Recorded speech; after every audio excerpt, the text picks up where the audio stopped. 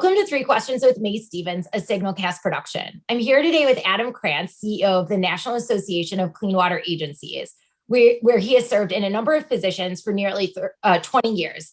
NACWA advocates on behalf of the nation's public water agencies on an array of regulatory, legislative, legal, and communication initiatives that are geared toward ensuring sustainable clean water agencies and a move toward the utility of the future. Adam is a client of mine and also my friend. So thanks so much for being here, Adam. Really appreciate it. Thank you so much for having me, Mae. And as you know, our partnership is incredibly important to us and has already yielded a lot of great things in the current administration. And I look forward to continuing that work and to talking with you today. Yeah, absolutely. Thanks. So on Three Questions with Mae Stevens, you get three questions. The first one is, given the big changes in Washington with a united government, what do you think that Congress and the Biden administration should be working on right now to help clean water utilities? It's a great question. And obviously, in terms of our members, so we represent public wastewater treatment plants across the country. About 40% of those members, 50% are also water utilities, drinking water utilities, and stormwater utilities as well. So we run, the gamut of clean water issues in terms of our advocacy and policy work for them. Right now, I think the administration is actually working on a number of key things as we speak. So I wouldn't mind starting there, but we just recently, as you know, received $638 million in legislation for the Department of Health and Human Services to put forth a low-income water assistance program to help low-income ratepayers across the country, which is a great start. And we know that the Biden administration and current legislation is looking to plus that up. So we hope the House and the Senate both agree to do that. And we want to make sure, first and foremost, that that program works well. So here we have, an example of a new program in the water sector, water finally sort of coming to the fore on an equal footing with other infrastructure sectors, including energy, which already has their LIHEAP program to fund low-income residents, right, in terms of their heating needs. And we also have the SNAP program for food in terms of food stamps for low-income residents of this country, all being funded at fairly large amounts comparatively to where we are now with this new program in the water sector. So we would really like to see that plussed up. So that's one arena. And I would just say in a couple of other key areas, we're already seeing additional focus on the water workforce. We know the workforce is essential. We know that environmental justice issues and racial equity issues, et cetera, are critical to this administration, and the focus on low-income individuals and ratepayers across this country is key. We want to see efforts in the water workforce arena, plussed up as well. There's a small grant program to do sort of creative and innovative workforce programs to create a pipeline into the water sector, as many in the water sector are preparing to retire and move out. We want to make sure that that pipeline is effective and is also reflective of the diversity of our communities and our country. So that is another arena. And the last that I would say is climate and resiliency. I sincerely hope that, in addition to federal infrastructure funding across the board being plussed up and a stimulus package that includes water as a key component, in terms of the long-term challenges, climate and resiliency are at the core of what will be the cost and change drivers for the sector. And we saw it just recently with the circumstances taking place, the unfortunate events in Texas with their sort of power outages and that impact on water and freezing water pipes, water mains, and sewer mains as well. And if that doesn't sort of show you what kind of climatic world we're living in terms of the changes there and the needs there, I think we're going to be hard pressed to make a better case than that. So we have our work cut out for us with the current administration. Yeah, for sure. I love the focus that you guys have specifically on the three issues that matter most to you are sort of exactly the same as the three issues that President Biden is focusing his administration on: COVID, climate, and environmental justice. So it's a perfect matchup. So that's great. So that's sort of the immediate term stuff.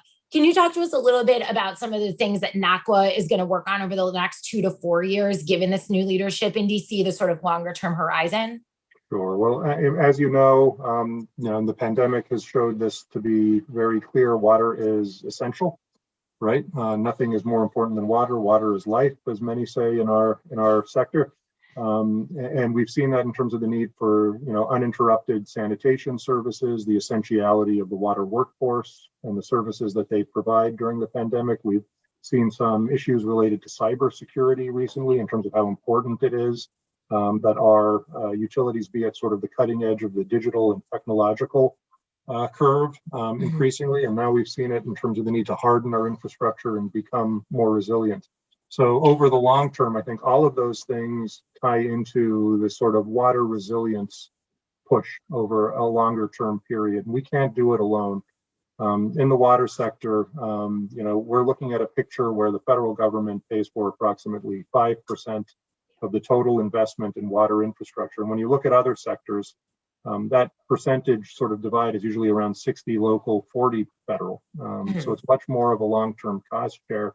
In a certain sense, the federal government, frankly, has sort of looked the other way as it relates to water and sort of conveniently chose to view it as a local issue when they're very ready to enforce water regulations, mandate new water regulations, legislate on water issues, et cetera. So if it's national enough in scope to be a legislative and regulatory and enforcement priority, that sort of cost share over the long term has to be altered, and it has to come back to a period where it's much more in that sort of 60-40 kind of percentage share. So we're going to be pushing over the long term for more money for existing programs, whether that's the SRF, WIFIA, and now the low income program, whether it's a stimulus package to put people back to work. We think water needs to be a core focus of that. My hope is whatever is done in a stimulus package becomes more permanent as well in terms of a real focus on infrastructure funding outside of individualized or compartmentalized pieces of legislation, that we start to develop a real national infrastructure plan. So for the long-term goal, and that's what I would like to see from the Biden-Harris administration, once we can get through the sort of relief type plans that we need to be dealing with now, my hope is we can really see a long-term sustainable infrastructure plan with real money put on the table over the long term, which is what this country needs, and not just in the water sector, but in all sectors, right? We're not trying to compete, right, with other core infrastructure sectors. What we want is the appropriate share and treatment for water. And last thing I'll say on that, over the next year, we've seen that starting to happen over the course of history over the last couple of administrations, frankly. We have seen, for example, the WIFIA program get put in place, which was the equivalent of the TIFIA equivalent in transportation. So something is happening that benefits transportation. Water should have something equivalent.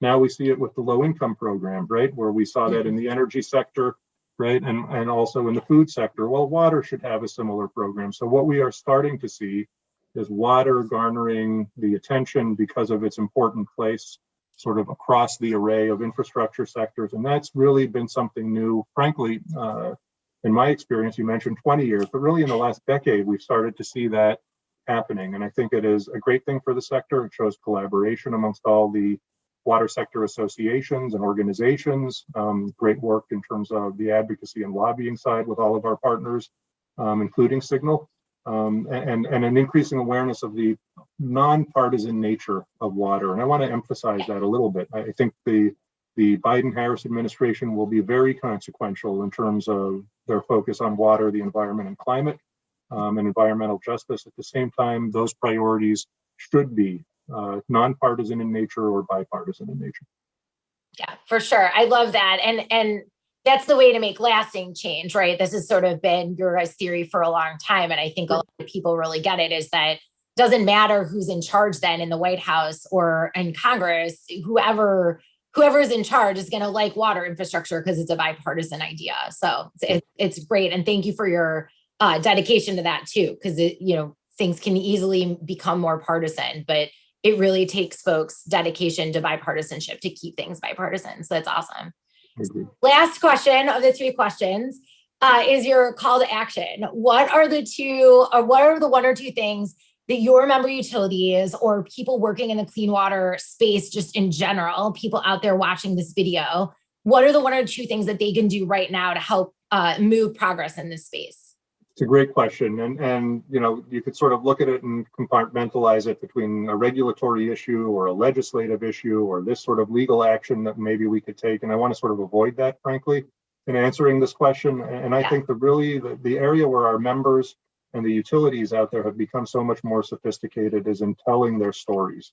And I actually believe that the communications front is going to be the key front to succeed and to ensure that regardless of partisanship and there is an opportunity here with an administration that I think is more attuned in certain respects to understanding the challenges of municipal government. It's sort of co-equivalent level of government at the municipal level and how important those are simply because of timing between the pandemic and what's happening in Texas. I think there is a resonance to that. And the utilities need to tell the story of their essential workforce.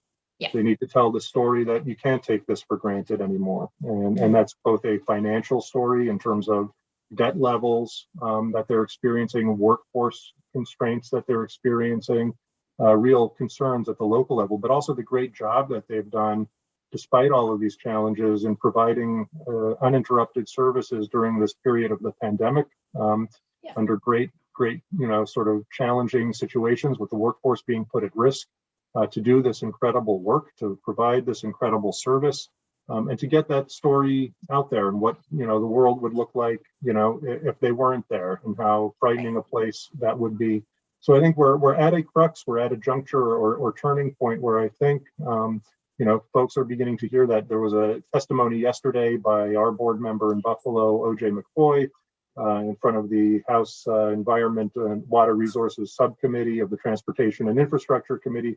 And you really could see in that setting, right, the different members of the House of Representatives asking questions that ranged from, an awareness of, wipes that are clogging our systems, to climate impacts that we're seeing in Texas, to PFAS-related issues and regulatory drivers, and why should utilities be held accountable for manufacturing issues. There was a level, frankly, of sophistication and awareness relative to water that we really haven't seen, as well as a city like Buffalo experiencing enormous affordability challenges, right? Where you have cities that still have to maintain the same level of infrastructure funding, right? And investment despite population challenges in terms of how many people there are still in your city to form your rate base.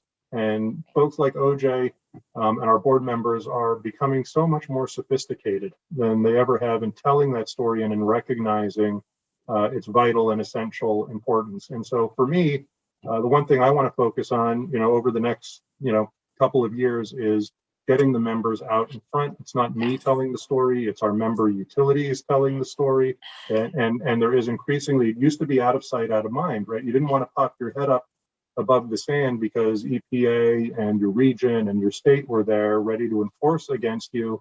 And so the more people knew about you, the more at risk you might be, right? Over the last decade, that has totally changed. And all of these members now, right, these utilities are beginning to embrace this concept of the utility of the future, this notion that we are at the we're anchors of our communities. We have a responsibility to inform and ensure our communities are informed and to explain the great work that we're doing and what exactly those challenges are, so that not only do our communities understand it, but it forms sort of a, grassroots and grass tops kind of campaign to get everyone out there aware of the importance of water and the essential services being provided. So long story short, May, to me, it's a next couple of years is going to be all about peer-to-peer exchanging of information, best practices, stories, how we've overcome and our role in the pandemic as we look back on that, how we're going to overcome issues like we have in Texas, and to tell those local stories so that federal and state and local governments can fully be partners going forward on a nonpartisan basis. That's what's critical for our ratepayers, for our communities. I love it. It makes me so happy to hear you say that, because members of Congress, elected officials, all up and down the system, right? From the local governments all the way up to the president, like, they're not going to know what you want unless you tell them. So if you can't tell your story and tell them exactly what you need, then they can't help you because they're not going to guess. So if I can interrupt just really, really quickly, if that's okay, because I forgot. I just want to make sure folks who may be listening to this, and as an example of telling that story, go to the affordableh2o.org website where we're talking all about affordability and the challenges that utilities have and how they're continuing to do their work. despite those challenges, but why we need a partner in the federal government to meet some of those. And that's a great example of this type of storytelling. Yeah, for sure. For sure. And there's all sorts of sample social media stuff up there that you can make your voice heard that way. There's all sorts of stuff, sample stuff that you can use to talk to the press and call your member of Congress. It's pretty great. So that's a great resource, affordableh2o.org, right? Yeah. .org, correct. Excellent. Well, Adam, this was great. Thank you so much for coming here today, for all the amazing work you do. This is excellent. It's a great conversation. So thanks so much. I'll let you get back to doing all of your hard work. Thank you, Mae. I appreciate it. It's an exciting time. Yeah. Thanks for all your help. Bye. All right. Thanks. Bye-bye.